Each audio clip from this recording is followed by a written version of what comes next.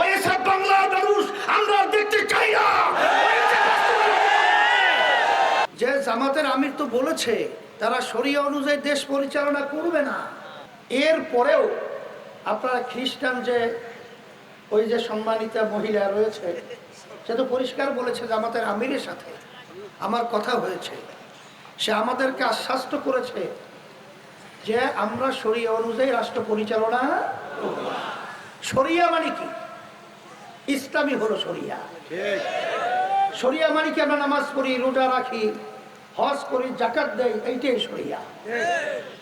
এই অনুযায়ী রাষ্ট্র পরিচালনা করবে না, তারা কোন নীতি আদর্শ অনুযায়ী রাষ্ট্র পরিচালনা করবে?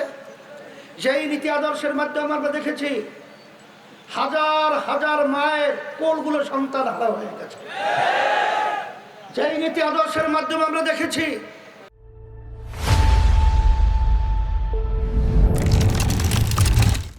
যে এদেশের টাকা বিদেশে পাচার হয়ে বেগম পাড়া তৈরি হয়েছে, এদের পরিচালনা আমরা দেখেছি রাস্তায় মানুষ নামার পরে গুম হয়ে যেত, ঘরে গেলে খুন হয়ে যায়।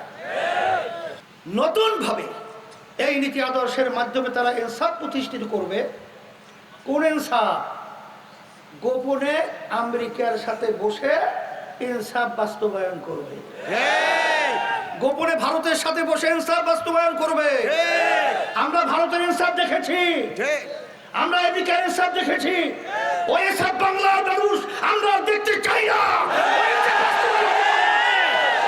যেই জুলুম আপনারা ইতিহাসে দেখেছেন, বিএনপি আসলে আওয়ামী লীগ পালায়, আওয়ামী লীগ আসলে বিএনপি পালায়, অন্যান্য দল আসলে সবাই নিয়ম অনুযায়ী পালায়। কিন্তু আমাদের খালেদ সাইফুল্লাহ সাহেব হুজুর তিনি যদি নির্বাচিত হয় আল্লাহর ভজন করবে, কোন নিরাপরাধ লোক পালাতে হবে না, বুক ফুলিয়ে এই জমিনের ভিতরে হাঁটতে পারবেন।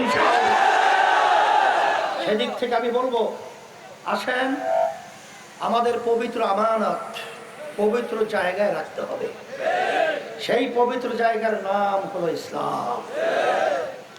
এটা যদি আপনারা ভুল করেন, আমি আমার ভাইদেরকে বলে যাচ্ছি, আমার মা বোনদেরকে বলে যাচ্ছি, এই ভুলের মাসুল দেওয়ার মতো সুযোগ থাকবে না। ইসলামী আন্দোলন বাংলাদেশ যদি ক্ষমতায় যায়, আল্লাহ যদি কবুল করেন, এই বাংলাদেশের 54 বছর ইতিহাস আল্লাহর রহমতে 54 মাস বলেন 54 দিনেও পরিবর্তন আল্লাহ ঘটিয়ে দিতে পারেন।